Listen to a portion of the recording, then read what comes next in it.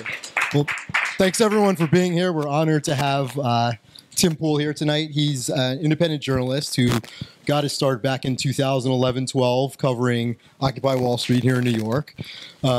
After that, he worked for Vice and for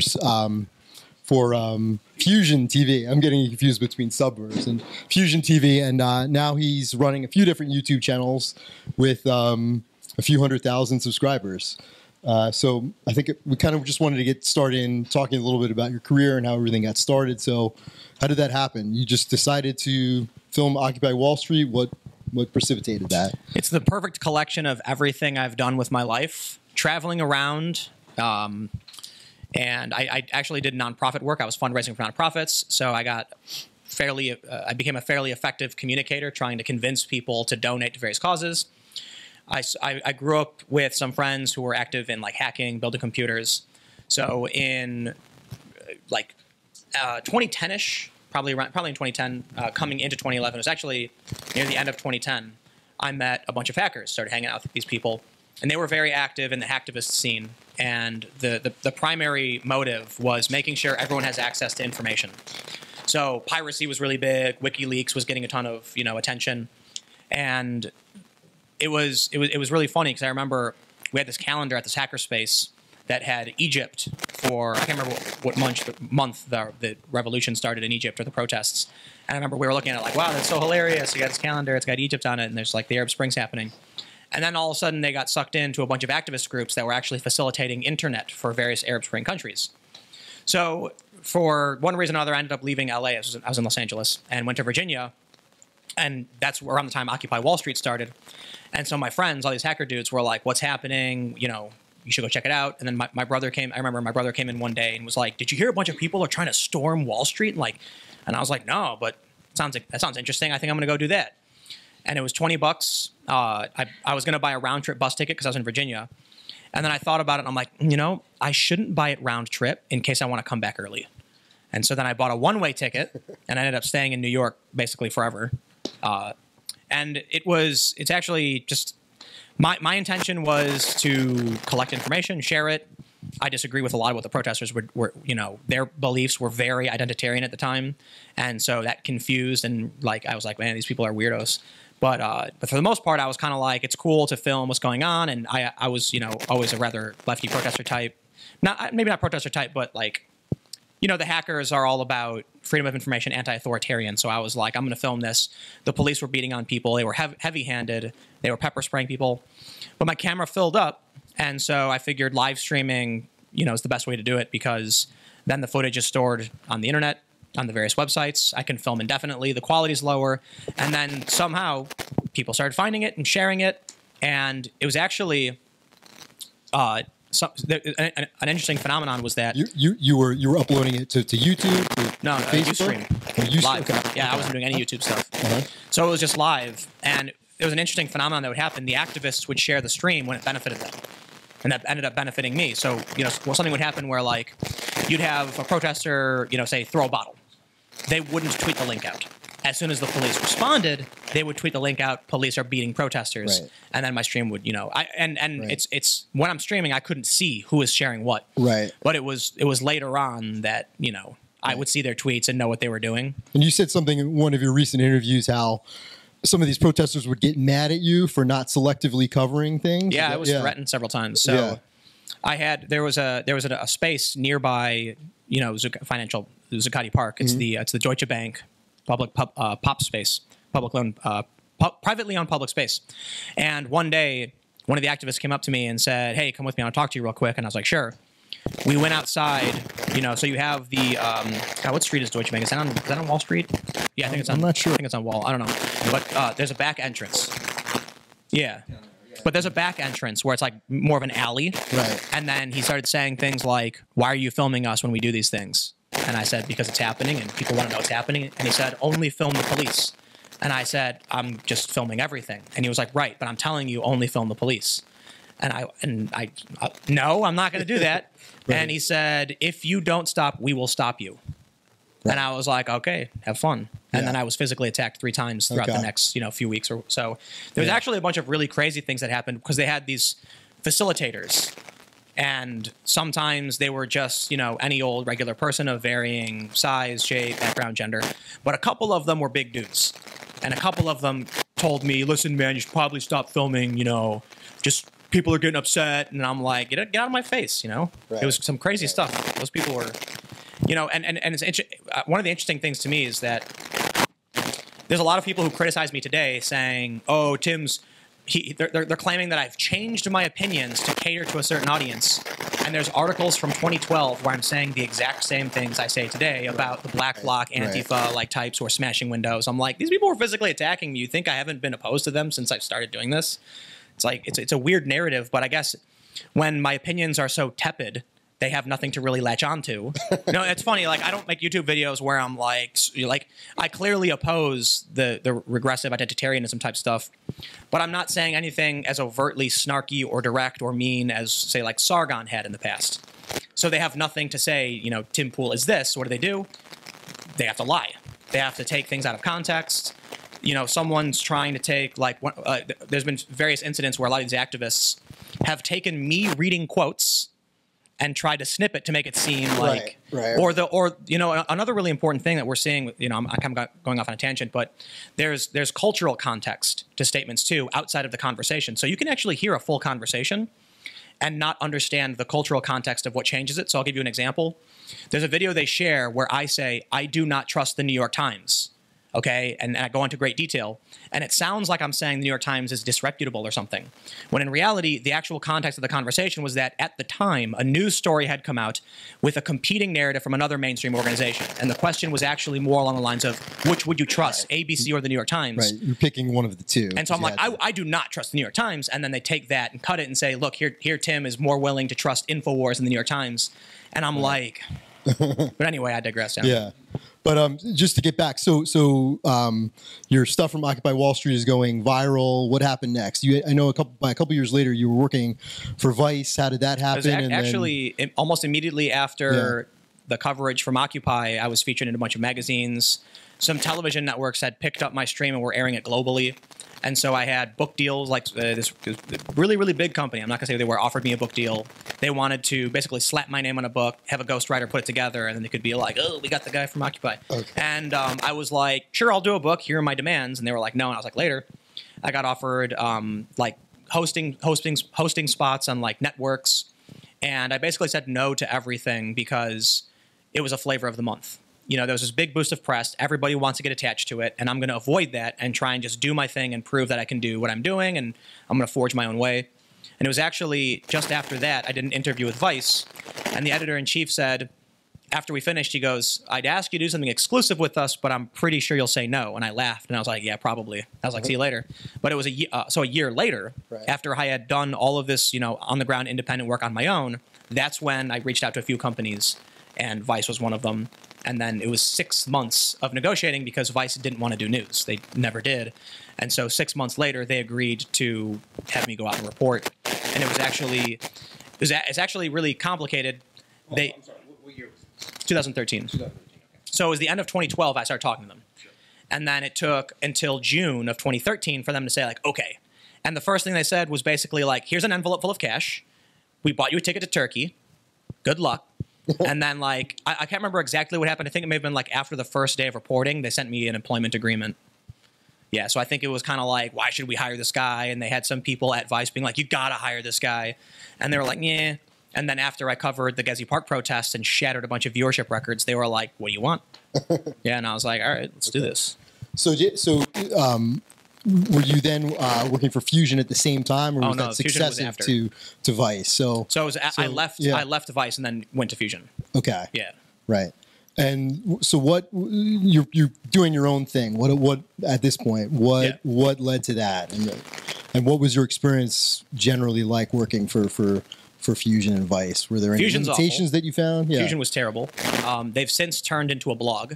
I believe they still have their TV channel, but the blog is now Splinter News, and it's just like rage bait, hyperbolic, hyperpartisan, and that's where I saw them going. So that's when I was like, I tried quitting Fusion after a year, and they didn't want me to. So I worked at Vice. It was pretty cool. I guess I don't have the same perspective as like a general hire, because they viewed me as like a get. You know, I was like, you know, one of the owners likes to collect talent and be like, they work for me now. You know, very proud of themselves. So I got to basically do whatever I wanted. But there was some tension with some other employees who were just no longer working there. They got outed due to several scandals in which they were bad people and did horrible things. And that's one of the reasons I quit, was because one of these people were intentionally screwing with my work. There was one incident where they lied to me to send me to Thailand.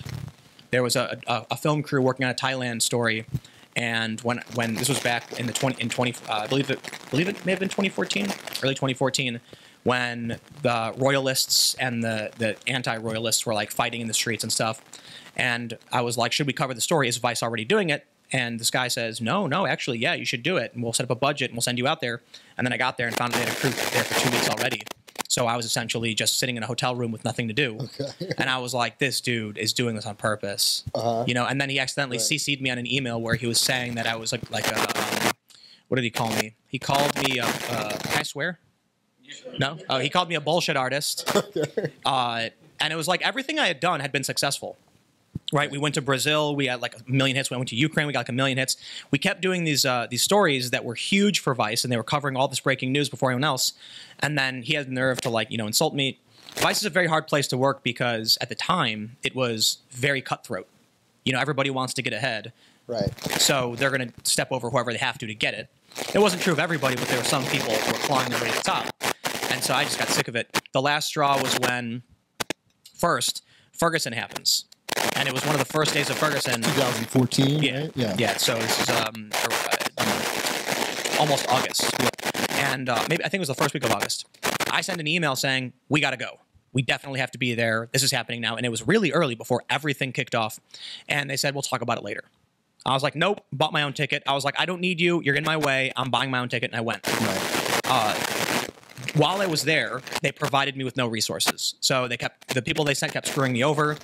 They refused to address the problem. And then ultimately, this was the first time, the Ferguson coverage was the first time a sub-channel of Vice.com surpassed Vice.com in viewership of Vice News, was getting more traffic, more live viewers, and that was the first time that ever happened. So I'm sitting here like, look. And your content was on this sub-channel? Yeah. So my live stream of the Ferguson event was the biggest thing they'd ever done. Right. So they had other like million view plus things, like 10 million views. But in terms of live content, in terms of active pages that were getting traffic at one time, it was huge. Unique viewers constantly on the page.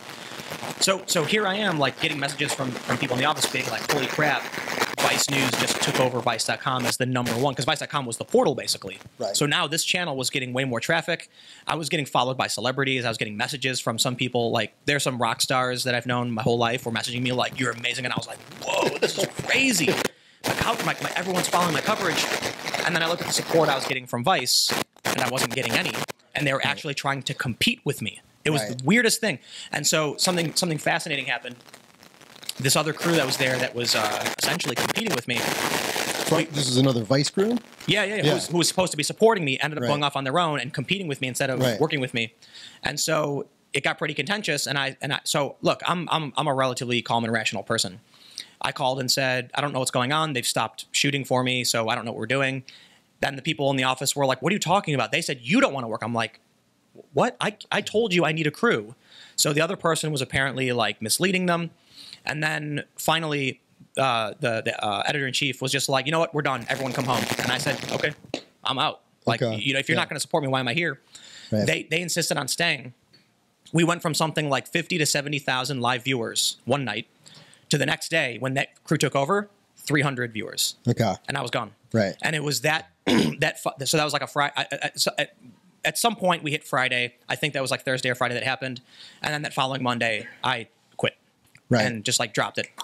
I was like, hey guys, I'm out. And at that point, you started to do your own thing, mostly. Oh, you went to Fusion. Yeah. Right. So then there was like a week gap, and then I joined Fusion. Right. And Fusion was like, we want to do what Vice is doing. We love what you've done. And my general understanding is that Vice News was just supposed to be the same normal docs they always did. It wasn't going to be on-the-ground reporting like they do today at all. And I didn't actually know that because, I didn't know what they were doing with Vice News. I knew that when I first started there, I was doing stuff for Vice.com. And then they launched news and started, they hired some people for me. And Shane Smith later said they had no intention of doing it until I came and started getting all this coverage. And it was actually really funny because it was like even a year or two after I'd quit, their reel for promoting news was like my coverage of the things I did, And I think, part of what changed for Vice News, there's two things. Vice's business model is to build up a brand, get a bunch of attention, and then take those resources and move it over to a new brand, build it up and get attention. So if you're bringing in, $1 million a year, you can then say, we're going to allocate $1 million towards this project. Everyone talks about, whoa, this big new venture. And then a month later, you just take this $1 million, the remaining 800 whatever thousand and put it towards a tech project. And so you can use that one lump of money to repeatedly talk about the $1 million you're investing in these other things and then just change your mind later. So, eventually, a bunch of Vice crew left, got fired. They stopped funding big projects. I was already gone because, I could see the writing on the wall. Right. Fusion was a disaster, a complete disaster. They wanted to be like Vice. They were saying, we're going to, be nonpartisan. And then it was like 6 months later, the new editor-in-chief was full hardcore identitarian. His Twitter banner he's my understanding is he's mostly white and part Hispanic, and his Twitter banner said "Down with whiteness" and it was a black fist. And I'm like, what are you doing, man? Like, this is not. What is this? So it was the ideological tension that kind of led to the end of you. Partly, yeah. But I think all of their intention wasn't. I don't think they're true believers. They were I guess I'll just call it. I'd say they were grifters. Right? Okay. They like, you see certain people like to, claim this political actor is a grifter. They're lying to you to make money. Well, Fusion literally was. Like, I was told by the president of the company to side with the audience. I asked him, if there's a fact-based news story, are you saying that I don't report it if it would be offensive or upsetting to our audience? And he said, yeah, I think that's fair.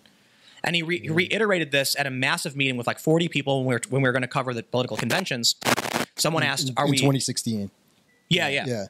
Someone asked, are we left? Are we right? Are we center? Nonpartisan? What are we doing? And he goes, I think we should just side with the audience.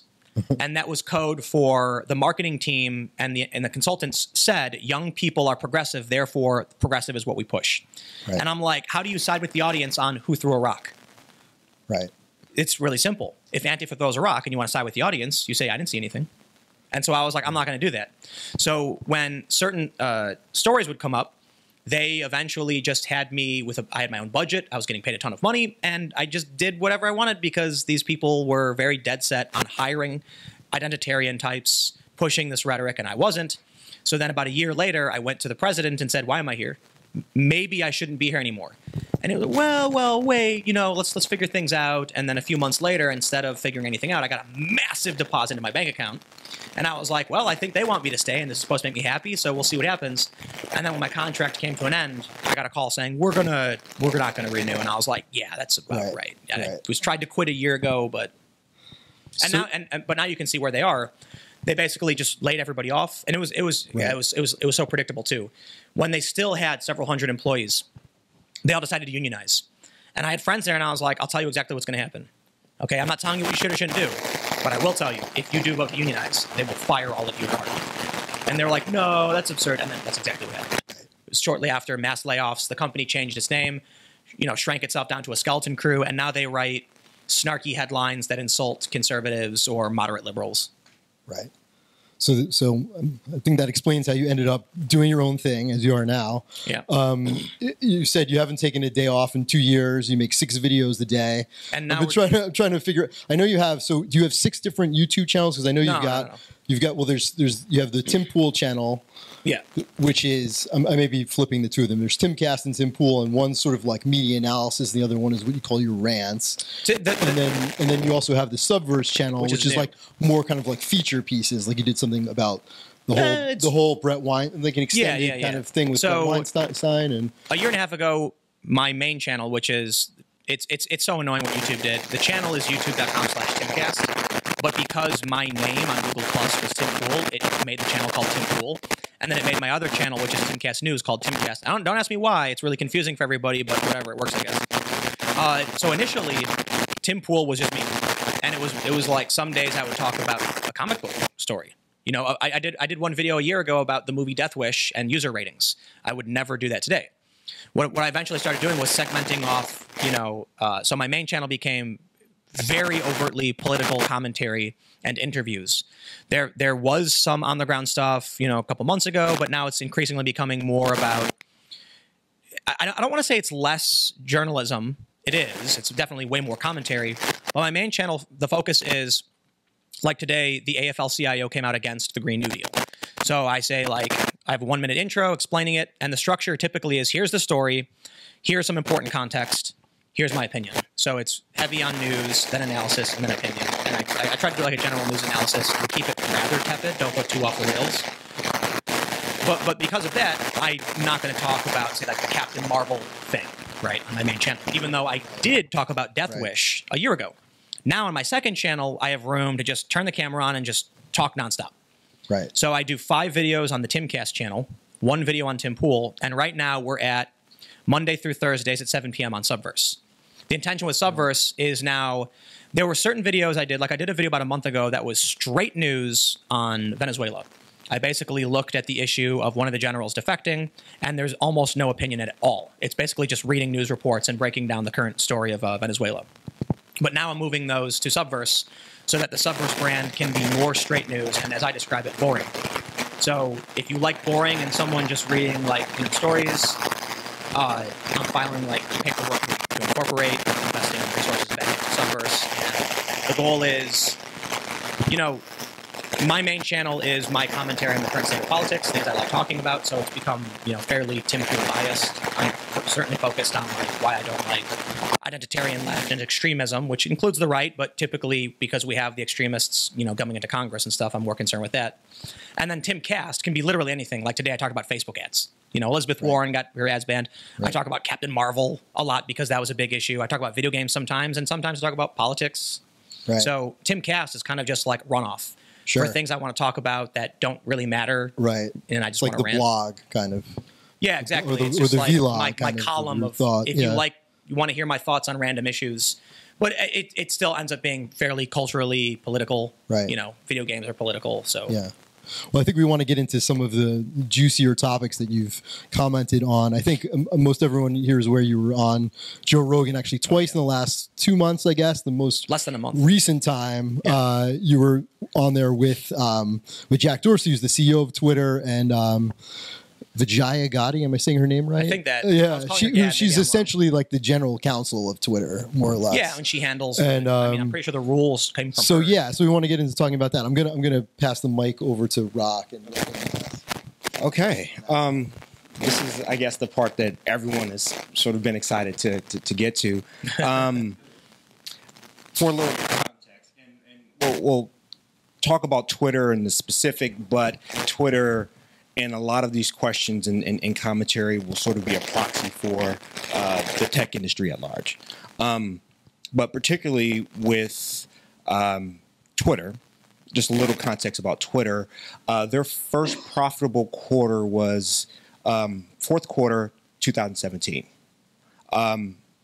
Previously, they had run deficits for, 10 years to a sum of, I think, $2.5 billion. Right, so they lost $2.5 billion before they made their first. I think it was like 70 million or something like that. Fourth quarter. 2017 is the last full year of reporting. This 2018 not finalized yet, so that is a little bit of context about Twitter. You've mentioned that Twitter or Facebook or some of the other are monopolies, and with Elizabeth Warren today.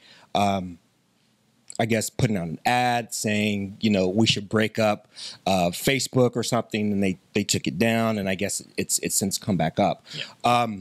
So, you know, and speaking about tech, from your perspective, why do you consider Twitter or Facebook a monopoly? Facebook, I'm not as concerned about because I don't see them as particularly influential. Like, what does Facebook do? I mean, for the most part, even Mark Zuckerberg said it's all about messaging now. That's why they're trying to get on other platforms, because Facebook a while ago became a mess. You can't really see posts from your friends and family anymore. It's just inundated with weird, you know, it's just too crazy. They tried de-ranking news companies. They essentially created an industry, however, of outrage journalism. So some studies suggest, I don't want to act like this is definitive, but some studies that anger drives the most shares. And then another thing that feelings of joy. So you'll see something outrageous, but also justice. When you see someone get their comeuppance, people feel really good and and they want to share that video. This led to a network of journalism that was based on pissing you off or showing you someone getting what they deserve. And what do we have now? Outrage culture. It's the child of it. Tucker Carlson, how dare he? It's like, that was 10 years ago. He said this on public radio. You think he didn't? Like, it's not a secret. Why? But it's clicks, it's traffic. So the news organizations jump on it. So when Facebook deranked news because their product was suffering, they've kind of lost a lot of their relevance, but they do hold a massive portion, I think like 50% of digital ads. I don't know how you break up Facebook, though. What is it? It's a feed and a messaging service. What can you really do? Remove the news feed? Doesn't really make sense. So the fact that too many people use them, I don't know what else you do. But because they've gotten so large, and Twitter especially, at a certain point you have to recognize the impact they have on our society. Facebook, the way they allowed these companies to promote content and the way they manipulated the human algorithm, I don't know if you can really regulate for that on Facebook, right? The fact that humans are more likely to share something that does a certain thing, that shows us the mechanics of the social media platforms are what's causing all these problems. Twitter, for instance, I went on I made a thread the other day about how the mechanics of Twitter reward you for being awful. Like, think about how to gain followers and get noticed on Twitter. There are people who try to be as shocking as possible to get retweets. I mean, Milo made a career off it. He got a lot of attention by constantly shocking and trying to get as close to the rules as possible, and they eventually got rid of him. But so even if Twitter enforces the rules or doesn't, we have a problem now where they're rewarding the most extreme, insane partisan behavior. Even if, like, so what do we do? Even if we regulate them, the mechanics of Twitter still reward this behavior. You know, so at this point, I have no idea. I don't know how you break up Twitter either. These are just big services. You can't have 10 different Twitters. I mean, you could theoretically do it like Mastodon does. If you're familiar with that, it's a federation of different servers that are a Twitter-like service, and different nodes can ban other nodes from their service if they think they break rules. And then you could effectively have maybe 2 Twitters. Maybe you have one version that's just got a bunch of rules, and then it's connected to another server that's a free-for-all. Honestly, that maybe would make sense. I don't know. The challenge arises, however, in that if we know Facebook is being used by foreign actors to screw with our elections and manipulate our perspectives on reality, we have a problem. Congress has repeatedly asked the social media giants to do something about this. At the same time, no one's talking about the fact that these social media giants don't act within American legal standards of what is acceptable public discourse, and then start banning people for opinions they don't like, and selectively. So if you want to talk about their rules being biased, they can clearly go, our rules aren't biased, it's just about hate speech, you know, we're fair. It's like, okay, well, clearly one side of the aisle is getting hit more, you know, harder than this, but their rules are biased. You know, they have specific ideological rules that, you know, don't fit any, like, only fit their ideology. So the problem we're facing now is regular American citizens. Think about it this way. In the 2000s, when I was growing up, you had activists on the left decrying Christians. They were saying these are bigots, they're hateful, Christianity is an oppressive religion, they oppress women, and they oppress the LGBTQ community. We need to get religion out of politics and shut these people down. They protested against, you know, actions of the church specifically. What do you think would happen today if we had this protest and you posted on Twitter, Christians are bigoted, et cetera, et cetera? Well, it's against the rules. You'd be banned. Literally, what we needed to push back against a group of people who are suppressing the civil rights of an entire group of people was to challenge a protected class. Today, we have people who get banned for criticizing Islam. It's a stark contrast to where we used to be. And in my opinion, American citizens should challenge religious orthodoxy that goes against our civil rights. Okay. You're not allowed to. So we've had antitrust monopoly laws going back 130 years, and they're very specific about what constitutes a monopoly.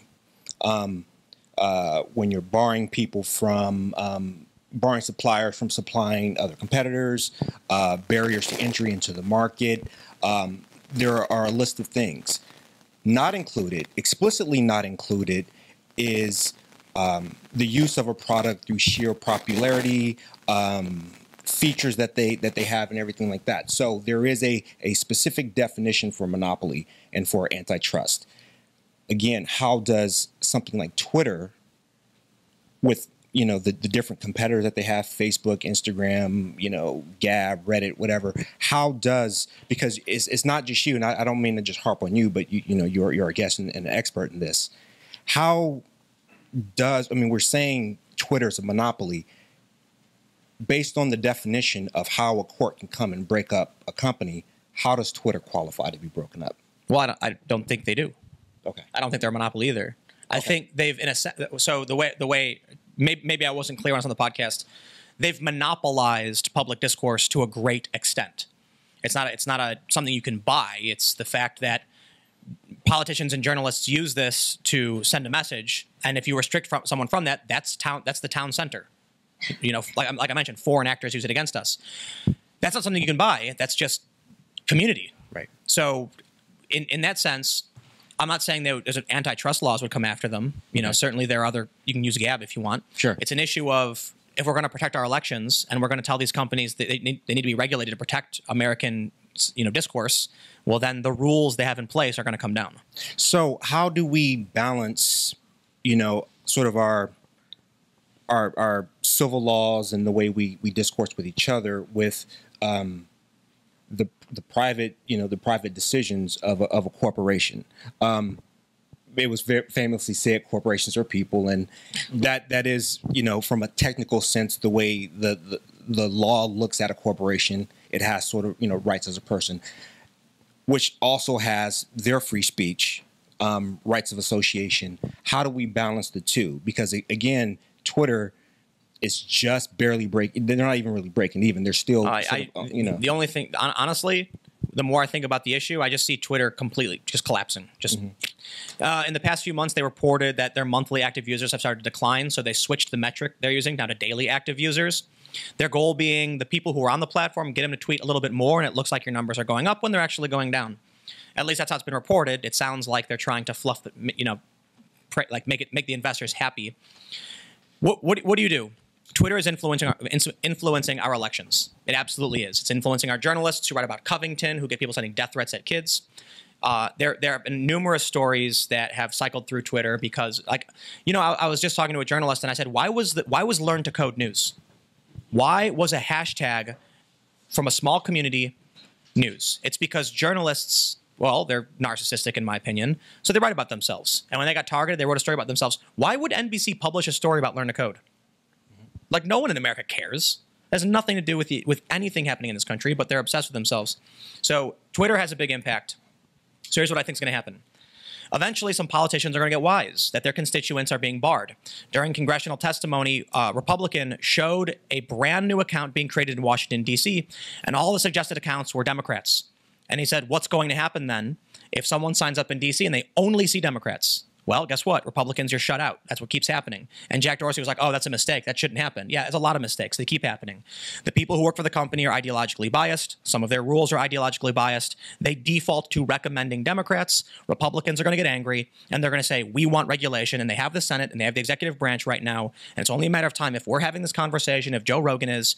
There's a politician, a state senator in Florida, who's already proposed a bill that would stop companies from censoring on the grounds of legally protected speech. So that's a state level. It's going to keep going. What happens when you regulate Twitter in that sense, though? Here's what I see. If you right now told Twitter you could no longer ban people for saying hate speech, the platform would become completely unusable. Like, who the hell would want to be on that platform? It's bad enough.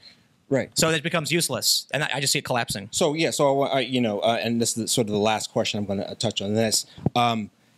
For self-preservation, doesn't a company like Twitter, shouldn't they be able to, clear out people who are damaging their brand just, again, to stay alive? No. No, I mean, and I don't think it's necessarily a completely, I don't want to equivocate two different things, but if you have a company that is, polluting to a certain extent, it's causing damage, we don't say that you have a right to continue, we'll shut you down if you're destroying the fabric of our society.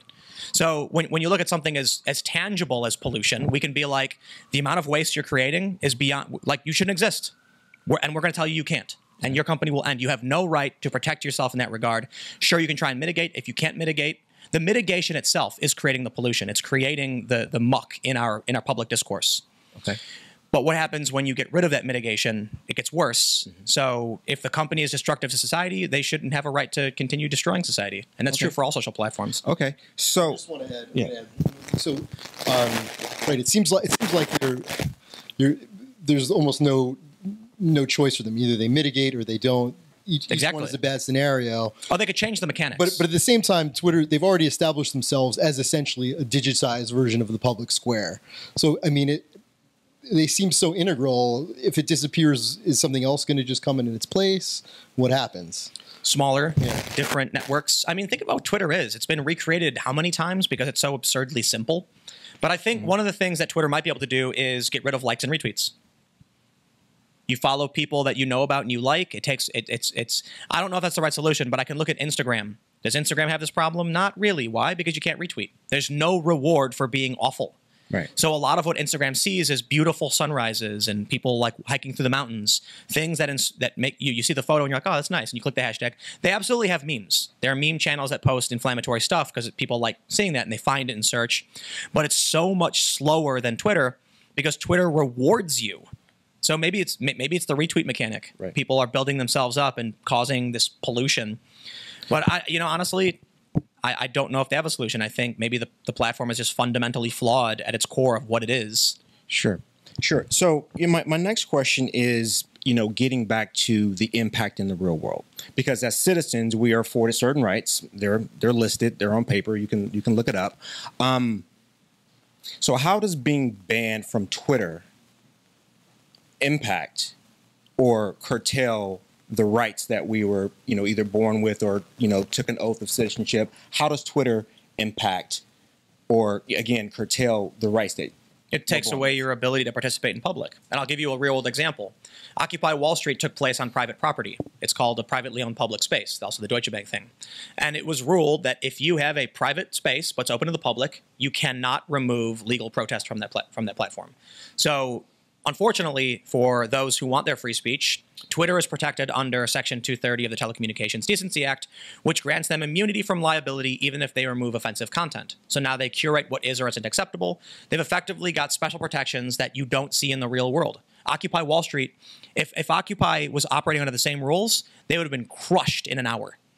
But Occupy Wall Street was able to happen. It was hugely influential, led to a lot of people getting careers, myself in particular, not for political reasons. But it led to a shift in the discussion in the country from, I think it was like jobs to the economy. There was, I think, the DNC moved all of its money to Amalgamated Bank, a union-owned bank. There were some serious impacts from Occupy Wall Street. Imagine if that wasn't allowed. And that's what Twitter is. So look at a better example. Imagine you have this massive plot of land that's privately owned, and it keeps getting bigger. And it's gotten so big to a point that the only way to actually talk to your senator, to your president, to hear what the president has to say, you got to walk through the gates of that platform. But they impose a bunch of rules on you and are kicking people out. You have now monopolized the platform, to such a degree. Jack Dorsey said he discovered Twitter. Right? The president doesn't have to be on Twitter, but he is. And a court recently ruled that the president's reply section is a public forum. Well, then does Twitter have a right to restrict access to a presidential public forum? That seems pretty dangerous, that you can't access your own politicians anymore because a private company says so. I'm not okay with that. But don't citizens still have telephones and emails, and you can go to DC or the district office? But imagine if AT&T cut off your phone service because you were saying things they didn't like. It's a communication platform. If I want to reach out to my politician, so Twitter is an advancement in communication technology. It's a very simple technology. It's been recreated numerous times. Absolutely. And it allows rapid connection to people in a way never before. Imagine if when telephones first came out, which did something similar, the phone company was like, who are you? Oh, you're a Republican? You're a Democrat? Cut off his phone line. Now you can't call anybody. And they'll say, you have no right to our private company. No, we passed laws saying that they can't do that. But I would push back on that analogy a little bit, because with the phone company, that is you're paying a fee and you're getting your service, and that's sort of the terms and conditions there. Maybe that's what social media needs. I mean, they've chosen to operate off an ad-based system. That's their business choice. But the fact that it's a service used by people for important discussion doesn't change based on how they're choosing to monetize. There was a company that tried to roll out like a $5 a month Twitter service. But as long as Twitter has the monopoly in this space, it's a free service. It's convenient. Who's going to choose to pay for something? right? But again, is that Twitter's fault, or is it the market making a choice? The market making a choice, and at a certain point, the market gets out of control. We regulate it. Okay. Okay. But you're not saying that, Twitter is materially impacting people's ability to vote, or... Oh, no, of course not. It's just, yeah. If you can't be on Twitter, you're going to miss out on key information. You'll be less informed than everyone else, than your peers. You'll have no... Despite the fact that, the feed is still public on the internet. You can go and see what people are posting. You perhaps cannot. You actually can't. That's not true. You can't. So you can't look at replies unless you have an account. And if you're IP banned, you can't look at replies. So you won't be able to see what your politician is saying to other people. Okay. You can try and use a VPN and do these workarounds, but you think, some 40, 50-year-old conservative guy or even Democrat is going to know how to do any of that? No. I could figure it out. I know how the internet works. But when you're IP banned, pull up Twitter and try and click tweets and replies, and it'll say, please log in first. So you could theoretically see it if someone links it to you, but it is a hurdle. Mm-hmm. So now, it's an unfair advantage to other people. But more importantly, as the technology expands, politicians have prioritized other public discourse less. Mm-hmm. How often is the politician actually doing a town hall meeting with their constituents? Because they're spending a lot of time talking with people on Twitter, there's probably been a shift in priority a little bit. Even if it's 1%, even if it's one day out of the year, that's still you being disconnected because a private company has taken over the space. And I'm not saying it's Twitter's fault. They've just gotten too big, in my opinion. Sure. And we need to guarantee people's right to public discourse. Okay. So how easy is it for somebody to create a sock puppet account? Like, say I got banned on Twitter, couldn't I just get a new email address and create another Jonathan Weiss account? I mean, no one's really going to... It depends on how much Twitter cares about what rule you broke, right? So a lot of people got banned a few months ago because it was ban evading. They know what your IP address is. They know your MAC address. Right. They know your device's information. They know what browser you use, and they have algorithms that can track you. Even if you try switching things up, right. They can tell where you are. Your location. They can find your name, find your address, and then if they really want to, they make it hard. Right. So let's expand this a little bit more to just public discourse. We're all familiar with a lot of things that are going on colleges and some of these other places where people come to speak. I know that venues are obligated to open themselves up to almost anyone who wants to, hire the venue out, and they more or less tend to do that. But then you have the situation of where protesters come and they'll shout down, or they'll protest and keep a ruckus outside of the venue. So my question is, we have the right of free speech, but do we have the right to be heard? In what? Well, so very, very, very specifically, let's say we're here in this venue and I'm speaking, and then someone in the back wants to yell and be disruptive. Well, now, this is a private venue, isn't it? Yeah, it's a private venue. Well, then they can get out. Sure, but I mean, but even still, let's say we were in public, and I'm giving my free speech, and someone wants to yell and be disruptive, and are impeding the audience's ability to hear me. Is that a violation? Because that sort of tends to be what's going on the college campuses. It's called the heckler's veto. Sure. Right? And it's, in my opinion, unethical. Mm-hmm. You're allowed to do it. Mm-hmm. So on college campuses, because they're publicly, typically publicly funded in a certain capacity, they have to allow certain speakers to come on, even really, really awful ones. And you can protest there. And this is another issue I have with Twitter, because one of the problems is Twitter is full of hate. It's like, yeah, so is a university speech when people show up with Molotov cocktails. That you can't do. When you show up and link arms and block the door, you can. In which case, I'll make an analogy or I'll reference Twitter. If somebody wants to tweet something dumb, I can tweet at them and tell them they're dumb. Twitter doesn't like that. They think it's unhealthy. Okay, well, if someone shows up to my event screeching and they're legally allowed to, what's the difference between going on Twitter and screeching on Twitter to them? Mm-hmm. And in fact, you're safer on Twitter because people can still hear you. Mm-hmm. You can't block them. If someone tweets, you can reply and say all the nasty things you want, and Twitter hates it, and they'll remove you for it depending on what you say, like learn to code maybe. But at least people can still hear what you have to say. In the real world, it's much harder. So Twitter's rules are actually, imagine if in public someone showed up to a public event or imagine you're in a park and you're talking and saying, I think this, and someone started yelling, you're wrong, and the cops came and arrested him and said, you're never allowed in this park again. Like, that's horrifying.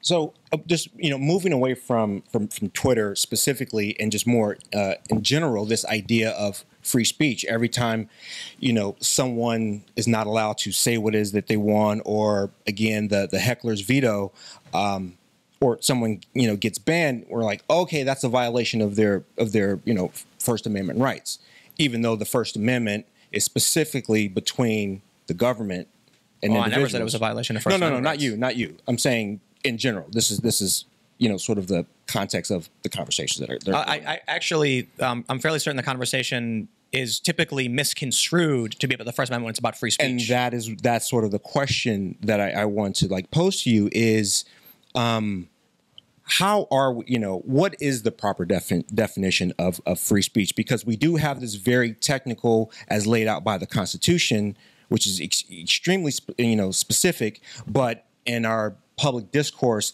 it seems to have morphed into this, I can say whatever I want, whenever I want, without consequences. I don't think that's true. No, well, I'm saying, but I mean, it's not you, but no, I don't think anybody's saying there wouldn't be consequences. You know, one of the things we hear all the time, I find it rather annoying. It's a non-answer. XKCD writes a comic saying, conflating the First Amendment with free speech, which is entirely wrong. The First Amendment protects 5 different rights, of which only one is speech. The principle of free speech is inherent in our Western liberal democracies, that individuals have a right to express themselves, which includes burning a flag or saying, I want to burn the flag, or saying your flag is dumb. So people, sort of mix them up, but everything has consequences. Because of this XKCD comic, I see people post it all the time, and they're horribly misinformed as to what's actually happening, and it actually terrifies me.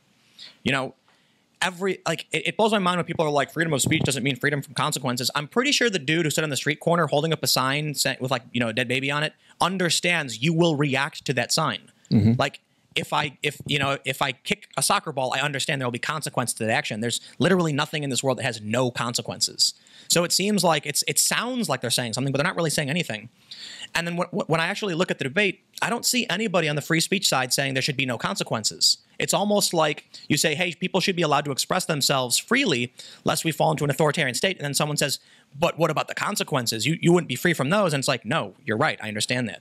So you have no problem with people being fired or... I have a problem with it from a cultural standpoint. I think people are overly sensitive and losing their minds to fire someone for saying something 10 years ago. Kevin Hart losing Oscar hosting because he made stupid jokes 10 years ago, and those jokes were actually deemed culturally appropriate to an extent. Okay, imagine how crazy it is that people are pulling up Tucker Carlson's comments, which I think are offensive, and I think they were bad, and they shouldn't be defended, but it was 10 years ago. They want to get him... They don't actually care he said this, right? People have pointed out that Samantha Bee used the C word in reference to Ivanka Trump. Did anyone call for her to be fired? No. They said, that was wrong. You should apologize. She did. That's fine. So should people be fired? No, they shouldn't. Can they be fired? They can. So what role do you think corporations, corporate culture, and increasingly, smaller margins for businesses, how do you think that plays into all of this? Do you think it has a role? Do you think it's in what capacity? What do you mean? Well, with the backlash against Kevin Hart. So the Oscars like, you know what, that's a hot, he's kind of hot. We don't want to touch it. Or Twitter is saying, you know what, we have these people and our advertisers, Do you think that corporations are playing an outsized role in our lives? Do you think that, when people say, "Oh, it's our advertisers," that's just a cop out. What do you? It's like I view it like we're kind of in this really, really big Mexican standoff. All of these different companies are absolutely terrified that they will lose customers. When Tucker Carlson's comments surfaced a few days ago, people started emailing the advertisers who had already pulled off the platform months ago. Pulling off the platform did nothing to help them. The advertisers suspending all advertising on Tucker Carlson's show, and they were still getting attacked. They did literally nothing. There's a bias effect that happens on Twitter. When you see 30 tweets at you, people automatically assume the 30 tweets represents everyone on the planet. It could be one person with 30 accounts screwing with you. So all of these companies are terrified of the masses because they're falling victim to this bias, and then overreacting to an absurd degree because they don't want to be involved. I don't blame them. Outrage culture is getting insane, but I'm hoping that our society grows some calluses to this kind of thing, and make a guitar analogy. Eventually, you beat someone over the head with getting everyone fired to a point where I feel like at a certain point, I'm actually scared this will happen, but I guess we kind of need it to. Someone's going to call up PayPal and be like, this person's a Nazi, and then go, I don't care, shut up, I'm sick of this, and just hang up. But if we don't, what do we have? People are pulling comments. Like, people have I made a video talking about how I'm, believe it or not, mixed race, and that there's actually studies talking about hybrid vigor in the sense of people from different parts of the world who have kids together are more likely to have, like, stronger genes or something like that. It was a video in support of my heritage, and it was taken out of context by activists to try and claim I was a white nationalist advocating against my family. Made no sense. So at a certain point, businesses have to be like, I literally don't care what crazy thing you're saying, Okay. Otherwise, you're right. The Oscars are like, we're going to lose money. What do we do? The activists are going to come for us. No one cared. Okay. But actually, I'll say this: Hollywood is really uptight, so maybe they did care. Sure. And the last question before I give it to the crowd is, the world has never been perfect, right? We can all agree. Speech has always been very charged. Different generations ago, walking, you and I, we couldn't walk down the street together. And if we did, then my family wasn't allowed to actually exist. It's not an exaggeration. Before 1967, you couldn't cohabitate with people of other races. Sure. So my family had to move around constantly. So that's kind of my question to you is, we collectively, humanity, we've never lived in a peaceful society.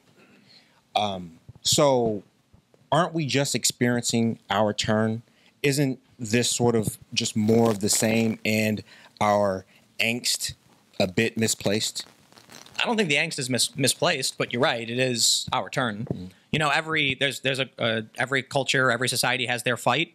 Sometimes the bad part wins. Sometimes the good part wins, and history is written by the victors, so we don't necessarily know if we got the good or the bad. But, I like to point out certain things. For instance, in the 2000s, like I mentioned, in the 90s into 2000s, you had people on the left ragging on Christian conservatives because their religion was bad. And they still do today. You still have, it's interesting to see the remnants of the old atheist community, many of which have become what's called like the anti-SJW community, because they've moved on from Christianity who don't have the same power they did. But to think about how in the 2000s, you actually had people ragging on a religious group. Today, you can't do that. It's against the rules. So yes, there absolutely are bad things that come with religion. We should get rid of those bad things. But I also like to point out that the presumption of innocence is rooted in the story of Sodom and Gomorrah, when God said that I will not, for the sake of one righteous person, I will not destroy these cities. We've taken good things throughout the history of human civilization. We've kept them, and we've been working towards getting rid of the bad things. We now have a group of people that's predominantly on the left, though there are some people who are on the right, some alt-right figures, who are reactionary. And this refers to their desire to return our society to the way it was decades ago. You have activists in Ferguson and in Baltimore who put up colored-only rooms. I'm like, I don't like the idea of segregation. I like it that we can be together because my family was oppressed by that. But now they're advocating for it.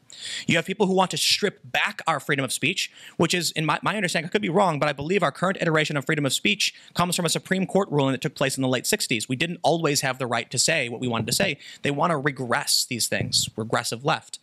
So these people are part of the bad. They're trying to bring the bad back. We have to resist that. We have to get rid of the bad and keep the good. And one of the best things about our society is the fact that we can express ourselves, even if it means someone's going to will be angry, angrier for it. And a really good example of this being a resurgence of bad that needs to be weeded out is this clip that aired on it was on Star Trek in the 60s, where they brought Abraham Lincoln back or something. He made an offensive racial comment. And the response from Kirk and Uhura was that we've grown past being upset by words. We understand that, like, I was like, wow, they thought that was the future? We went back the other direction. So turn the ship around. I certainly think people can be mean, but I prefer to hear the mean people say the mean things. I prefer to hear, when I was in the UK, I was at an event it was like a Count Dankula protest. And I was talking about how, look, you've got these alt-right people, so I'm not going to name them specifically, who drop racial slurs. Like, that's if their claim is that they want to just protect their own race, why are they being derogatory to other groups and using these stereotypes? And this guy says to me, that's not true. That person never used a racial slur. And I said, oh, yeah? Let me pull up my phone and prove it. I Google searched it, couldn't find anything. And I was like, how am I not finding this? This guy, it was a huge story. This guy went on live stream and started dropping racial slurs. And then at the bottom of the feed, I don't know if this is the reason why, my assumption is it said certain searches have been removed for, hate speech or whatever. And I'm like, my God, I can't prove to this guy the person he's following is a bad person because they've removed the evidence from search for being offensive. That terrifies me. I want to see that person stand up on their pedestal waving their sign with horrifying pictures, and I can be like, that guy's not invited to my party. But imagine what happens then if you restrict that speech and he comes to your party and then starts whispering to people and you're like, dude, why is this guy at your party? I had no idea. He wasn't allowed to say it. I didn't know. Like, no, get rid of him, Let people speak. Then we can figure out what's good and what's bad. Does that mean that sometimes bad people will gain power and build an audience? It does. That's unfortunate. But you can't just try, it's like the conversation with Jack Dorsey on the podcast. He said he wants to maximize the amount of people on the platform. He's not saying he wants to create a platform for people to speak. He's saying he's going to get rid of anybody who dare oppose him and create a platform of a bunch of people with shaved heads and gray jumpsuits who just say, tell me what to say. Look, if you want to have the most amount of people, then find the people who don't say anything, and you'll have 100 million users saying, I don't know. Great. Is that the platform you want? No. You need some people to push back and create conversation. But he's getting rid of those people for being offensive. Okay. Well, I think... I want to add, before we turn it on to Q&A, I'm going to want to pivot. Oh, and real quick, Star Trek, that was in the mid-23rd century, so it seems like we still have some time. Yeah, hopefully. We have time to catch up. Thinking a little bit, I noticed in the last day or so you came out and you made a statement on a couple of platforms that you're supporting two candidates. So just wanted to talk a little bit about why you're behind them. What do you think about them? What do you think about their chances? Do you have any predictions in general? Just say we actually had Andrew Yang here in October. Sitting right here in October. So you got to start here. So the first thing is that I wrote about it on Facebook and Minds, and then I tweeted out, I want to make sure everybody knows I did this and why. I made 2 donations, Tulsi and Yang. I don't agree with a lot of Tulsi's platform, but one of the things I'm mostly concerned about and have focused on traveling internationally, covering these stories, is anti-intervention. I think it's wrong for the U.S. to repeatedly send people overseas to try and seize the resources from other countries. I know that some people feel it's an exaggeration, but the Syrian crisis is rooted in the Qatar-Turkey pipeline and the U.S. trying to offset the Gazprom natural gas monopoly in Europe. It's very complicated. I understand all these issues, and I think it's wrong for the U.S. to then get involved in whatever the hell's going on in Venezuela, to have all these politicians. I'm like, listen, I understand there's a conundrum. If we don't, then Russia will. So I don't necessarily know what the answers are, but I don't like the idea of us allocating our resources towards going and trying to remain the culturally dominant force on the planet. I understand there are people who are scared. Russia and China might take over. They're probably going to take over regardless. We should focus our efforts on protecting ourselves through our cybersecurity. Long story short, Tulsi Gabbard to me is probably the only politician I actually trust who would be anti-intervention. I think a lot of her policies are probably too far left for me. I don't know if she can do them. I was not pleased with her performance on CNN. I also think CNN probably threw some questions at her on purpose that were unfair, like they did to Bernie Sanders. But Tulsi went on Joe Rogan's podcast for 2 hours and talked openly about what she wants. And I said, wow, how many politicians do that? Then Andrew Yang did the same thing. And I said, wow, how many politicians do that? There were 2. I looked at Andrew Yang's general platform, and he's rather centrist and center-left on a lot of issues. He's a rather rational person. I don't necessarily agree with him on universal basic income, but he's one of the only people talking about a real looming problem and pointing to real-world things, such as a lot of the areas that voted for Trump suffered massive job loss from certain manufacturing automation. He talks about how during the Industrial Revolution, there were riots, there was, people were upset, they were angry, and he talked about how a year ago, truckers were like, they'll never replace me with a robot. A year later, they said, make robots illegal. So I think it's important. Ben Shapiro said, when we get to the point where automation is replacing jobs, we should talk about universal basic income. Wow. If Ben Shapiro thinks it's a viable option for when that happens, I'm willing to listen to what Yang has to say. And then I felt, well, we need to start talking about the problem now. It doesn't mean implement this now. It doesn't mean implement in 5 years. It means let's get someone in the conversation going so that we can deal with the opioid crisis, which is rooted in unemployment and the loss of manufacturing. I don't know if he has the right answers. But these are two candidates that I felt were actually trying to connect with people. They were fun. Andrew Yang went on some like Fung Bros YouTube channel and said, "You're being fucked. Let me unfuck you." And I was like, wow, this guy's like, seems like a regular dude who's willing to have an open conversation. He's actually thinking about these things. I went to his site and I saw all of his positions, and I'm like, this dude really thought about these things and put them out in a format. So you know what? I don't think they're going to win. I don't. Clearly not. I think Hillary, Hillary's still planning on running. And that's not my opinion. Someone, I think it was Kara Swisher reported this maybe. Can't remember who. That she's waiting till the Mueller report comes out to make a decision. No, she made a statement that she's not running. She said, I'm not running, but I'm going to remain, public, blah, blah, blah. Following that, the clarification was she's not currently running. She's waiting for the Mueller report to come out. And that was once again reported, and everyone responded with, oh, here we go again.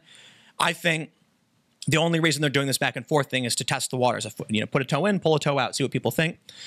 Other than that, I think it's going to be Kamala Harris or Cory Booker. The machine is going to support the machine. They cheated out Bernie. I would be surprised if they didn't do it again. I still think Trump is going to win because they keep crapping on the AFL-CIO. Just came out against the Green New Deal. If the mainstream 2020 contenders are so disconnected with Middle America that they've supported a bill that even the largest union federation disagrees with, like, where are you? They're on Twitter, following this small, tight-knit group of journalists and activists who aren't paying attention. No, seriously, like, the AFL-CIO overwhelmingly supports Democrats and funds opposition to the Republicans. And the 2020 Democrats are supporting a bill they don't like. They're out of touch as far as I'm concerned. So long story short, I don't agree with everything these politicians stand for. Most, like Tulsi is just anti-war, and that's, to me, like, when it comes to policy, I don't know, man. I disagree with you, but please stop the bombing of they kill young men and then they say they're enemy combatants because they're of the right age. Thanks, Obama, for that policy. It's insane. Trump ordered a commando raid in Yemen almost immediately after he got in office. 4-year-old girl was killed. She was an American citizen. Not okay. I could be wrong about that, so fact check me, but it's a long time since I read that story. I don't like these stories. I don't like what America does. As for Yang, I feel like he's actually worked this through. All I want to see is them on the debate stage presenting those ideas, and hopefully they have an impact. Okay. And as a quick aside, if we're waiting for automation to start taking jobs, that happened 20 years ago. Yeah, exactly. We're 20 years behind the curve. So I don't know if UBI is going to work. I think I don't think Yang has addressed the inflation problem. One of the simplest ways I put it is, if it costs $1 to make an apple, a baker can buy 5 apples per hour, and a janitor can buy 1 apple per hour. If you raise the minimum wage, then everyone can buy 1 apple an hour again, because the cost of producing the apple goes up with the minimum wage. If people have $1,000 a month, they're not going to want to make apples. They're going to say, well, I don't need to, right? So then, in order to hire someone to start growing apples, you got to pay more, which causes the price of apple to go up, and then it's an endless inflationary cycle where everyone just, So I think there's a problem there, but I think you're right. The automation has begun a long time ago, the rate of change is happening so rapidly. We need to get someone on top of that now. Also, I looked through his platform and I'm like, I bet I could click any one of these and probably agree with it. And I clicked nuclear energy, and he's like, we need to increase the amount of nuclear energy. And I'm like, wow, this guy actually thought about the issue. Yes, it's a carbon neutral, high energy source, and we should develop nuclear technology and do better. Wow. So let's hope the guy can get out there and actually present some ideas. I don't think he'll win because the machine won't let him, but Okay. If we can give Tim a round of applause real quick. Thank you.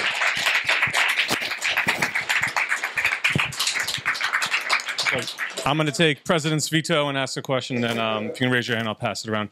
So I've been dying to ask you this since I saw you on Rogan. When I was watching Dorsey, and what's the woman's name again? Vijaya. Whew, I don't want to mispronounce that. They were very, very likable people, and they gave you this very sense of like warmth when you're listening to them, and you kind of felt, oh, I understand what's going on. And I would kind of see Joe doing that, but you were kind of very like centered the whole time. And it kind of kept going back and forth, where I really wanted to kind of see, well, at least play the devil's advocate with them and be a little bit sympathetic, to the point where it was like, wait a minute, there's a lot of kind of layers of BS here. I'm curious how you kind of kept your perspective and kind of temperament throughout the whole time. I got angry. It depends on who you ask. The Sam Harris fan base thinks I'm a moron who can't keep his temper in check and made himself look like an idiot. And then, basically all of YouTube and various, like the Joe Rogan podcast, were pretty much like, wow, Tim did a good job. Just like, if you go to the far left circles and even some moderate left circles, they're like, that guy was a heated idiot who had no idea what he was talking about and couldn't see the bigger picture. Like, there was no way to do it right. I knew that one of the reasons everyone got mad at Joe in the first place was because Jack Dorsey is a symbol of their oppression. Not that Jack Dorsey actually does anything. I don't think he necessarily does. And I think Jack's actually kind of a good guy who just has this big machine he can't control. But he's a symbol of all of this censorship, all of this oppression. So they wanted to see someone get angry and say that. They wanted to see their anger expressed to him. So I knew that, for one, I had to at least be like, what you're doing is wrong and I have to stand up to you. But at the same time, have a legitimate conversation in a calm and rational way. There was no right way to do it. No matter what I did, I was going to piss someone off. If I didn't push back on them and just said, like, let them do their talking points nonstop. I interrupted them a couple times on things that was total BS. Then people would be like sitting there shaking, like, what the, he's not, they're lying. And then I had this one guy who's a prominent lefty say, when I was pushing back on them, he was like, no, what is he doing? It's minutia. Who cares? Talk about democracy. So I had to like try and figure it out. I don't know. It's crazy. Like sitting there in Joe's studio, the cameras meant nothing to me. It was like, I was talking to them beforehand. I'm talking to him now. The tone definitely changed as soon as the cameras turned on. That was crazy. Because beforehand, it was all, we were in the green room for a few minutes. It was all smiles. We were having conversations. We typically agreed. And then the cameras turned on. Jack stayed the same. Vijaya went lawyer mode. All of a sudden, like, the normal conversation turned to, when we're dealing with harassment campaigns, Learn to Code was tied to various statements such as, and I'm like, no, stop that. Like, we're not doing that, you know? So that's one of the things I pushed back on. Like, you can't tell me that's a straight up lie when you try and say that. That's lawyer speak. That's why she's there. It actually, you know, one of the troubling things about the whole thing was that Jack doesn't know enough. He didn't know about why Alex Jones was banned. He said, I can't comment. And almost every issue he'd ask her what happened. And then she would give me the lawyer spiel. And I'm like, you know what I hate more than anything? Our inauthentic society. Politicians lying. Spokespeople lying. No one's telling you the truth. No one's like talking about what's actually going on. And this is why I would never work for a major corporation. Because like, God, if I worked for ExxonMobil and there was an oil spill, I'd be like, man, tanker flipped over, spilled a bunch of geese, and like seals are dead. It's terrible. I know we're gonna do our best. There's no excuse. I don't tell you. Instead, they're like, the problem is contained. There's no problem. Like Deepwater Horizon kept pumping out where they kept saying everything was fine. You know, that I would never do that. And that's what our system is. You know for a fact when there's a problem, the statement they put out is a lie. We all know it. When Alex Jones got banned, we knew they were lying. Everybody knew they were lying. It mattered if the lie made you feel better or not. You know, and so I think this is a sickness. We need to learn how to be honest as a society. We need to learn how to accept our faults and do wrong, but people are too scared of each other. They're too scared of losing power. And that's another thing that really bothers me. Dude, if Alex Jones is on the platform and you're not doing what you need to do, then banning him outright because you're scared of pressure is just like a cop-out. And then putting out some bogus statement about what he did was wrong when it clearly wasn't a violation of your rules. And it wasn't. They told us on the podcast that he uploaded a news clip of a child being hurt and they took that against him. That's insane. I uploaded a news clip of Turkish helicopters shooting at army, soldiers and killing them. And that got 8,000 retweets, and that's fine. You're not going to tell me that what he did was wrong. You're putting out lies. But they're scared of the mob. And they want to satiate whatever tribe. And it's not unique to the left. Every tribe can, have their outrage mob. I don't know. I'm ranting, so let's move on. All right. So my question for you, I know you're really engaged in the sort of seeing what the regressive left is doing and the identitarians on both sides.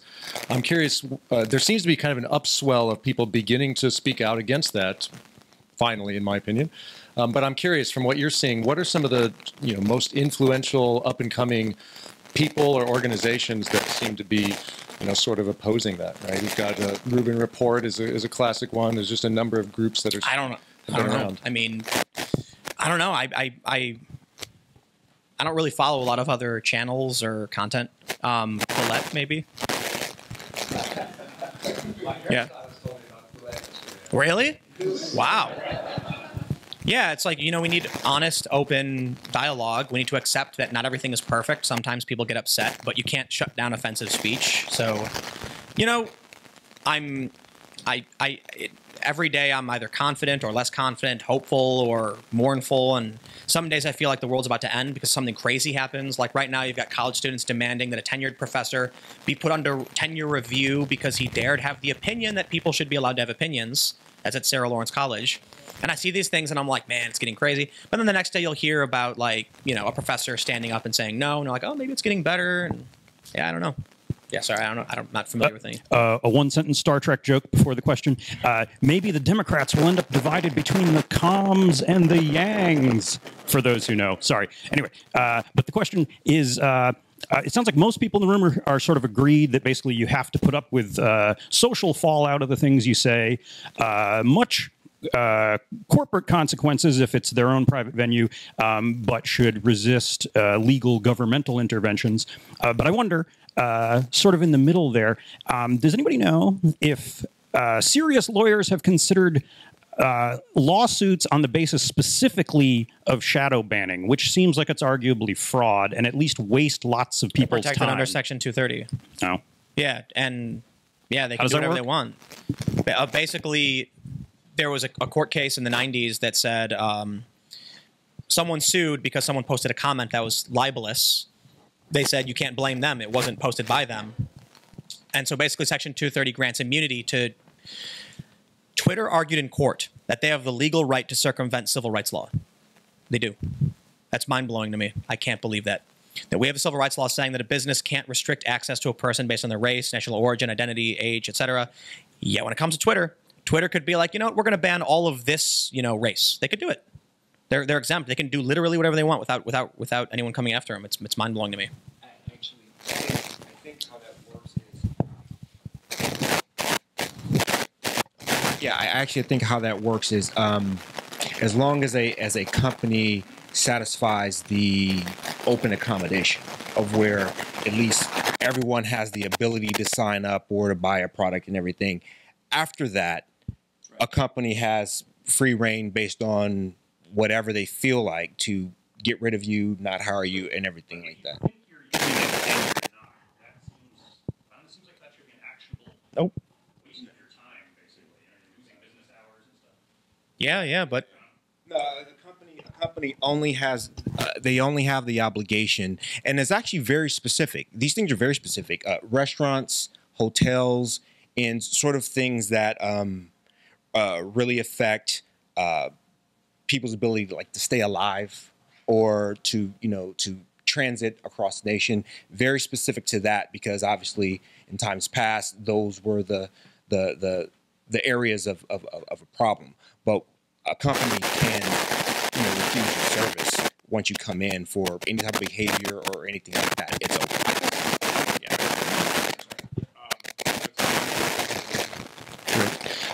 So it seems, are you saying a lot of this in response to the outrage mob is simply a matter of the emperor has no clothes, that these entities and organizations are simply too sensitive, and they just say, I don't care, then we can just be done with this. So is it kind of a matter of these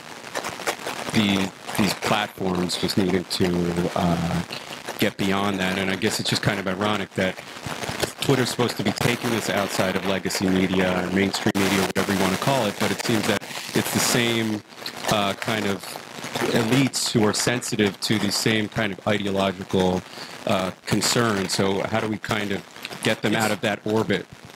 One of the things that we're seeing that worries me is what I've referred to as the beginning of a parallel society. Alternate social networks that only have one tribe, alternate payment processor systems that only have one tribe. And then once you have a flowing economy and communication network that's completely separated from the rest of society, what would happen when you have only liberals on Twitter and only conservatives on Gab? Neither talks to each other. Both sides talk about how insane the other is. They're scared to meet each other in the streets. So our society needs to get some, thicker skin. You start playing the guitar for the first time, you get blisters on your fingers. Eventually, it doesn't hurt anymore. Right now, we're in the blistering phase where companies are terrified and firing people. I'm hoping that at a certain point, they just get sick of the phone calls and say, look, you're nuts. I know John. He's not a Nazi. You can go screw yourself and hang up. If they don't, then it just collapses and tribes form and people start fighting. And I don't know, it's relatively scary. We'll see what happens. So right now, political expression is not a protected class. So let's say I was to write a letter together, the newspaper, or a blog post, or go to protest march on my own time or whatnot, and my employer disagreed and requested advocated, it would be perfectly legal under federal law and under the laws of many states to fire me for that. Would you support legislation to change that, and if not, why not? I don't know. In Washington, D.C., it is a protected class. but there's also like varying loopholes anyway. Some guy tried claiming that his religion was Trumpism and that Trump was God, so that he could be protected as a religion, and the courts, they laughed it out. But you also have to consider, while it sounds nice that DC protects political class, you can put on a Trump hat and go to any restaurant. They can't throw you out. They can't threaten you. They have to service you. However, that also means that Nazis can move to DC, and there's actually like, you know, neo-Nazis who are planning on moving into the DC jurisdiction for legal protections so that they can flaunt fascism and actually go in a restaurant. So that's worrying to me as well. Like, I think when it comes to the issue of politics, it gets worrying to try and make that a protected class because some ideas are bad and shouldn't be protected. You know, like, you're allowed to say them, but I shouldn't be responsible for, like, what if your religion, what if your political ideology was that, you know, everyone over the age of 30 should be executed? You're like, Logan, like, my government is the government of Logan's Run. I'm like, yeah, I don't think, like, you're allowed to say that stuff, but I don't want to service that ideology. It's a challenge. Maybe it should be, maybe it shouldn't. I know in DC it is, but it's a really tough and complicated situation. I wouldn't be able to just figure it out what should be done. So I have two questions. One is a very small one.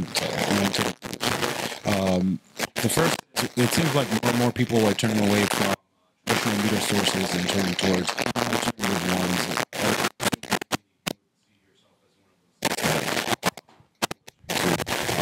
And it seems like it has turned, instead of welcoming this new form of media interacting with the audience, they seem to turn to attacking alternative media sources. What do you see the most likely outcome of this? Oh, man. Captain Marvel, I gave a 4 out of 10. Yeah, it was like, the editing was really bad. The structure of the movie was bad. I actually thought Brie Larson did a pretty good job, and I felt like the writing was a disservice to her. But back to the other question, which was what'll happen after everything ends. I just had a conversation with a journalist down the street. It's why I ran over here.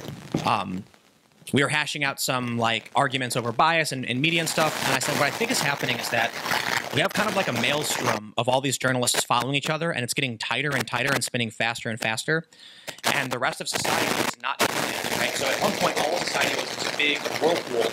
The whirlpool center started getting tighter into a tiny corner where the rest of us are like looking over there going like, what are they doing? Like I mentioned, the AFL-CIO, like even labor unions are like, what the hell are they doing? We're all standing here together watching them spin in this desperate circle faster and faster until they're just going to go and burst, like just, and the whole thing spins out and crashes. You know, they just laid off 32 people from New York Mag, including fact checkers. The old guard is dying. In their desperation, they're trying to destroy they're trying to take out what's destroying them. It's a really funny thing, you know, like imagine it's kind of like the old trope of the dad and his son beat him for the first time at basketball, and now he's all like, oh, my son beat me. And it's like, yeah, that's what's supposed to happen. Society changes. There's a challenge in it, though, that these people don't know what to do with their lives. Like if you're spent your whole life as a journalist and all of a sudden you're being threatened by these upstarts, you get angry and resentful, you start targeting them, because as soon as your job goes, you got to learn to code, you know? And so, but even like coding is continually being simplified. Every new coding language is built on top of another coding language, object-oriented coding, making things easier and easier. Like my website is just drag and drop at this point. We don't need someone to type out. I mean, you still do kind of, but it's like templates. So eventually those jobs won't be there. I don't know what the answer is. I think, you know, the future is going to look pretty awesome once the crazy people who are in these media companies spin out, and then you have a wide range of opinions of people who are not, surprise, not Nazis. They're just like, Ben Shapiro's a conservative and some people are liberals and they have discussions about it. That's going to be great when people can come back to earth and have calm conversations. And it's happening. Quillette is a part of that, which is awesome. This is part of that. And I think, you know, I look to Gallup and Pew saying Democrats want more moderate policy. I look to the hidden tribes, you know, YouGov data showing progressives are a tiny faction, and I think they're eventually going to spin themselves out. The liberals are going to be like, okay, we're done with that. Let's get back on track, and regular conversations can emerge. Once these news organizations go out of business, you know, they're grasping at straws and they're thrashing about as they suffocate, so they're getting increasingly violent, but eventually they're going to be gone. And, you know, I think about, like, why my channels have grown the way they have, and I know people who have been on YouTube for a really long time, and their channels stopped growing. And I think the thing is, when YouTube first started, there are a lot of people who are the only choice in an alternative voice, in an alternative voice. So people had no choice. But now you're getting, even like, I worked for Vice and Fusion. I was working in traditional media. And after I left Fusion, I was working with agencies, books, TV shows, and then decided to do YouTube. Dave Rubin, look, his show's so well produced, and he's doing this like excellent show. Whatever your criticism of him may be, it's a professional show, and that's normally something you'd see on television. Now it's on YouTube. They're trying to shoehorn in, Seth Meyers and Jimmy Fallon to YouTube. It kind of works, but eventually that'll go away, and there's going to be a wider range of voices. The internet and social media allows more voices to speak up and be heard. It distributes, our society and our cultural, venues. So it's a good thing. Yeah. Okay, just a minor clarification. Sodom was destroyed because 10 righteous men couldn't be found, not one. If there was one righteous man in Sodom, it would have been spared because, as we all know, Lot was righteous.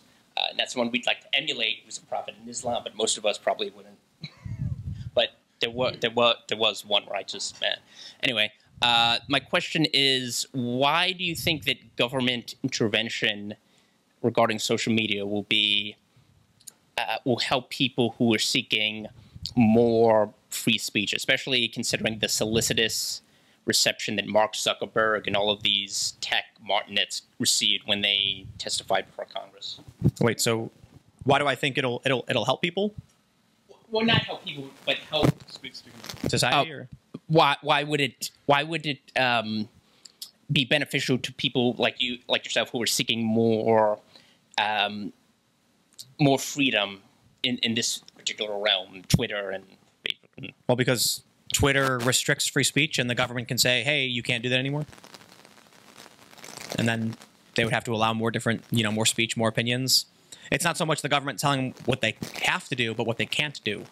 But in a sense, they're still telling what they have to do. Like, you have to stop banning people. Like, when you say, there's the bill in Florida says that any platform with 75 million followers or greater would not be allowed to restrict legal speech. So that's the gist of it, I think. Do you think that there's a larger sort of like war on creativity going on? Especially with like who decides like what gets distributed on the largest platforms, what the reaction to it should be, especially when you see like Rotten Tomatoes like deleting reviews and stuff. Yeah, that's crazy. Yeah, and all the media saying that it's like like the people who don't like Captain Marvel, there were a lot of them who just didn't like the marketing of it and Brie Larson, and so they said they didn't want to see it. They called it a review bomb. It's like the media is unified. It's political factions. It has nothing to do with creativity. It's mind blowing to me in the political fight. Like, why would there be politics attached to a movie review, right? Like, how did that get there? Right? How did it get, like, if it is a media Well, because the movie was political. And the movie was political, like, hands down. There were a bunch of really like obvious tropes, like a guy pulls up on a motorcycle and told Brie Larson to smile more, and I was like, oh, come on, I get it. And then there was like a guy leaning over saying, you know what they call it, the cockpit, right? And it's like, oh, come on, so thick. And I kid you not, the cringiest thing was at the end when it plays "I'm Just a Girl" by No Doubt while she's fighting. I'm like, dude, Wonder Woman didn't do any of those things. Like, Wonder Woman is the perfect example of a strong feminist message and female lead done right that everyone loved. Everyone was like, wow, what a great movie. I thought it's one of my top favorite superhero movies because they juxtapose idealism and realism with like a matriarchal and a patriarchal figure. I was like, wow, they did a really good job with this. And then Captain Marvel was like a bunch of just like on the nose tropes. And I'm like, what are you shoehorning this in for? But yeah, it's the culture. It's because politics are after culture. And so there's a lot of activists who are targeting culture. You can hear what they say in universities, that, society itself is flawed because it's cis heteronormative patriarchy. Therefore, video games themselves are a symbol of this oppression and recreate it, and movies do the same thing. And, I think there are a bunch of really good points to be made in, like, the MCU was literally just movie after movie of white dude. Because at a certain point, you have to realize other people live in this country. It's kind of weird to me that 100% of their heroes would be just white men. But they did it the wrong way. They were like, then we're going to shoehorn in a character. It's like, no, just make movies and be considerate to other kind of characters that could be popular. I understand that a lot of the popular characters are from, a time of yesteryear and stuff, but I think Wonder Woman is a good example of how you do it right, and Captain Marvel is how you do it wrong. But you know what? $455 million in a weekend is right as far as any of the investors are concerned. So, looking back over the past 20 years, where did the regressive left come from? Because the left wasn't like this regressive thing maybe 15 years ago, or maybe it was always there, we just didn't see it. What do you think about that? I mean, the first time I ever saw it was Occupy Wall Street. And it was really mind-blowing to me because the only hate I ever got from my race was from racists. Like actual, like, you know, what we would call like a white supremacist or something. And then all of a sudden I go to Occupy Wall Street in New York, and they were being racist to me. And I was like, wait, why are these left-wing activists racist? What's going on? And they're obviously like, well, we're not racist because we're not white. And I'm like, what? You're racist. What do you mean? Like, you're insulting me because I'm my race. And it gained prominence from there. It's really crazy. In the early days of Occupy, there were libertarians and conservatives there. I remember there was an old couple, like probably in their 60s, white hair, you know, kind of portly, with a big old American flag behind them. And they were like, we're here because these big banks are ruining, you know, the economy, and we had the financial crisis. There's a problem, though. Young people love staying out late, getting drunk, and sleeping in a park, and old people don't. So the old people eventually left. And it was the young Brooklyn. There were some trust fund kids. They were, you know, kids who went to universities. It's the first time I've ever heard someone say that they were a G or a jur, you know. Yeah, someone, it was a female who said that you have to, her pronouns. And I was like, I don't understand what that means. Like, her pronouns are what? What does that mean? And they were like, oh, like, no, G's pronouns. And I'm like, I have no idea what you said. What's going on, you know? But and then it grew from there.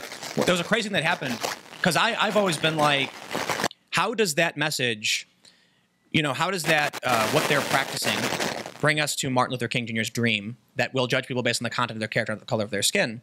So it was actually scary to me when they started doing this, and now it's getting more and more prominent. Now it's in politics. Now it's in Congress. But there was a dude at Occupy. I was walking around, and there was a black dude chilling up on the wall, which is like it goes downhill, and there's a planter. And he's like, man, these people are crazy. And I was like, I heard him arguing with someone. I was like, why do you think they're crazy? And he's like, they're separating everybody by race. And I started laughing. I'm like, I don't know what's going on. It's so weird. I was like, I can sit here and have a conversation with no problem. But they actually formed voting blocks based on race during Occupy Wall. Yeah, they were called, it was a colored caucus, like Asian caucus, Mexican caucus. They had the women's caucus and the women's plus trans women caucus because there was a women's caucus that didn't want trans women in there. It was really complicated. And they voted on how to spend money based on the color of their skin. And to me, I was like, I said to somebody, don't you think it should be better if the voting is based off of like the work they do? Like the internet group would have a vote on how we spend resources based on the internet. And I was told that because I was white, I couldn't possibly understand. And when I explained that I was mixed, they apologized and said now they understood. I'm not exaggerating. That's a true story. They were like, well, you're white, you know, you wouldn't really get it. There's like privilege. And I said, actually, I'm mixed. And he went, Oh, I see what you're saying, though. No, I get it. I see what you're saying now. Yeah, that makes sense. And I was like, get out of here, you racist. It's always these weird white progressives, too. I don't get it. It's like, I don't understand why it tends to be white, well-off people telling me, someone who's, you know, from a mixed family, that I'm not allowed to say certain things or do certain things when I'm like, but you're talking about yourself, not me. Why is my opinion invalid? I don't get it. You people are racist. I can offer a little bit to that question, being maybe a decade older than Tim. I think a lot of it has to do with the 9/11 attacks, the .com, collapse right there around the same time, and then 7 short years later, you have the recession. So, kind of. Meanwhile, you have this huge influx of wealth for people who are in the right industries. Actually, I just read an article yesterday saying that there's a prediction that there will be 5,000 brand new millionaires in the city of San Francisco based on the IPO schedule for this year. 5,000 millionaires. That's not saying all the 100,000aires that are going to be made and everything. There's hundreds of billions of dollars will descend on San Francisco, but a very, very small cadre of people. Meanwhile, sort of regular working Joe people, healthcare is going up, so that is a downward pressure on their wages. And, again, this automation are slowly eating away jobs over the past 20 years that maybe just now within the past couple we're talking about, but we're only talking about a small portion in terms of automated cars. We haven't talked about the robots that are making the cars, or the robots that you call when you have a problem. So there are a lot of different things sort of culminating at this particular time. And as what people do when they're scared and they're fearful, everyone, retreats into what they consider their safe spaces, which is their own ethnicity or their religion or some of these other things. That's my sort of background. Were you making a point about like the power they were gaining from the IPOs? No, I was just saying just the pure, just the massive amount of wealth. Yeah. San Francisco is not large at all. It's 7 by 7. It's a square. It's tiny. I grew up there, so I know a little bit. And so just the sheer amount of wealth, it's already expensive. I mean, because it's beautiful and it's nice and, the whole thing. But, you are confined by the geography. There's a bay right in the middle. There are mountains. There's only so much land. Meanwhile, you have the largest generator of income or wealth anywhere in the world is in Silicon Valley. That is the brain trust of everything. So, they buy San Francisco. So it kind of sounds like you have the working class in this country who would oppose these ideologies, losing access to resources and power and falling, out of society. And Silicon Valley is on top. So their ideology is becoming more prevalent. Is it? Absolutely. Absolutely. And then you have to, I've worked in corporations, large corporations, for nearly 20 years now. And there is no real consideration for people, not in a bad way. That's just not the focus. The focus is how do we maximize our revenue? How do we, lower the cost? All your profit is actually made on the balance sheet, on the accounting side. That's where your profits are made. There's only so much growth. We're actually we're in a very mature economy. Growth is very small. So it's a tightening. Everything is just being squeezed and people are feeling it. We'll see how it turns out. Yeah. Just one more thing about the timing. I mean, a lot of it is following philosophical and academic trends, which I think were probably brewing maybe from the middle part of the 20th century. It just takes time for those things to percolate, and then they become more and more mainstream, and then you have people going to elite schools, and they end up in all the elite institutions. So I think it's part of that. It takes time for ideas to move. So one of the analogies I kind of use is that I think of it as an immune system. The activists who are fighting against depression did really, really great things in the past several decades. Like my family benefited greatly, as did many other families in this country, gaining access to equal rights and things. But what happens when we're in today's day and age, where some of the last things we saw, like blockbusting and redlining, which still exist to an extent but are illegal, there's like much, much less of the disease, but the immune system is still running rampant so it's grown out of control, and now we essentially have like an autoimmune disorder where good ideas are going crazy and attacking people who didn't do anything wrong. So the white blood cells are attacking the healthy cells. Chris Hardwick gets removed from his show and didn't do anything wrong because of the overreaction. Aziz Ansari gets accused of things that was just like a bad date. So like it's good intentions, but it's out of control. Maybe eventually we'll get things back. Maybe we won't. Maybe it'll kill us. One more. If you could also talk about our social media feed and where they could find it. Before you go that minute. Yes, everyone, we're on Facebook, as you know, but make sure you click that you're actually following the group so you're not missing out on any of these events. We're also on Twitter, not actively at the moment, but we're definitely there under the Q spot, so find us there. So yeah, my question is basically, hypothetically speaking, the government get involved in Twitter and we regulate, but because of that, advertisers pull out and Twitter really start to see all of their stuff decline. Yep. How involved do the government get? Do we bail them out? No? So that's why that's why I made a video saying it's the inevitable demise. I mean, so they're starting to lose users. They've changed their metrics to try and make it seem like they're not. If they restrict speech, then they're in violation of our social norms and standards, and they're causing harm to our, democratic processes. I know we're a constitutional representative, but then what's the alternative? You can't regulate Twitter into inventing technology. The government can't go to Twitter and be like, figure out how to equally represent, all these different voices. Like, you can't make me invent an algorithm. It's like you can't force that. And that's why I pointed out earlier. Imagine what Twitter would be like with no rules. It's bad enough now, because people are mean in ways that don't break the rules. If they tighten the rules, it'll become a bunch of people shrugging their shoulders in gray jumpsuits saying, I don't know. And if they get rid of the rules, it's literally going to be nonstop. Like, I swear to God, I'll tell you this right now. If they got rid of the rules, Twitter would be nothing but conversations about Jews. But I mean that. I mean that seriously. I mean that. Conversations from the left and the right, the most vocal extremist activists, and I'm not exaggerating, the left and the right are obsessed with Jews. It's crazy to me. And like I see online forums and conversations devolve into this stuff when there's no rules and no moderation in place. Granted, it's not like it's going to be 99% of the conversations, but I swear to God, it would never end. Like these are things I have to deal with when moderating some communities and give someone an opportunity, and they love like what's going on right now with Ilhan Omar and all the Democrats and Republicans. Like it never ends. It's like it's the left and the right. They won't stop. You almost made it through without talking about Jews. yeah, no, right, yeah. Jordan Peterson.